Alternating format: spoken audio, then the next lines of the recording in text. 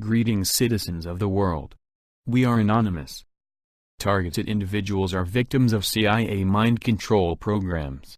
These programs are run in foreign countries with the knowledge of their governments. They operate in publicly run facilities, primarily hospitals. Many healthcare and police officials have to collude in order to maintain a working cover story. Victims of these programs are defamed in the public eye, using the mental health system. Mental health diagnoses, such as schizophrenia, provide doctors with a means of ignoring any complaint brought forth. Once such a diagnosis is in place, doctors can force debilitating antipsychotic drugs on the victims. These drugs cause severe cognitive deficits, which make it harder for victims to get help outside the hospital. The drugs come in injectable formats, which can take up to a year to get out of your system. While on antipsychotics it is difficult to maintain employment or proper social relations. Your health rapidly deteriorates while you put on weight and lose muscle. The mental health laws in place here in Canada force targeted individuals to plead with their doctors in order to get off the medication. Psychiatrists act in sadistic fashion, forcing damaging medication on them using a court system referred to as the Consent and Capacity Board. They often lie and mock their victim, while claiming they are insane. All of these hearings end in a similar fashion. The victim is deemed incompetent in regards to treatment options, and the doctor is given permission to hold the victim against his will. None of the victim's arguments are taken into consideration, neither is the victim's lack of a mental health disorder. Once the victim is deemed incapable, he can be placed on a community treatment order. Such an order allows the police to hunt down the victim, should he ever try and get off the medication without the consent of his doctor. The mental health diagnosis is also placed on the police database, giving them an excuse to drag the victim to the hospital after any altercation or disagreement. The police also act in sadistic fashion, restraining their victims, placing them in confined spaces, mocking them and working in groups of 3 or 4 to make any resistance impossible. CIA mind control programs have been going on for the better part of a century. The majority of public officials who work in this area are familiar with what they entail.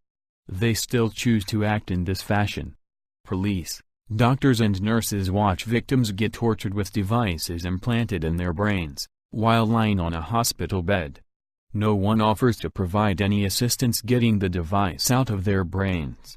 They are instead offered harmful drugs which compound the brain damage. Normal people would be unable to find pleasure in performing such duties. However, many members of the mental health system here in Canada do. If you go to the official Canadian website for viewing court cases, you can find these Consent and Capacity Board hearings. Here are some of the results. A 34-year-old man called Aj was brought before the Consent and Capacity Board by Dr. Tug at North York General Hospital. This was the doctor's analysis of his condition. Reviewing Aj's history, his functional decline over the past few years, and based on his own observations, Dr. Tug believed that Aj suffered from schizophrenia or a delusional disorder. Aj had a long-standing belief that a chip implanted in his head was reading his thoughts, and that he was being watched and recorded. Although neuroimaging performed at one of his emergency room visits revealed no chip, Aj continued to believe in its presence. The result of the hearing was as follows.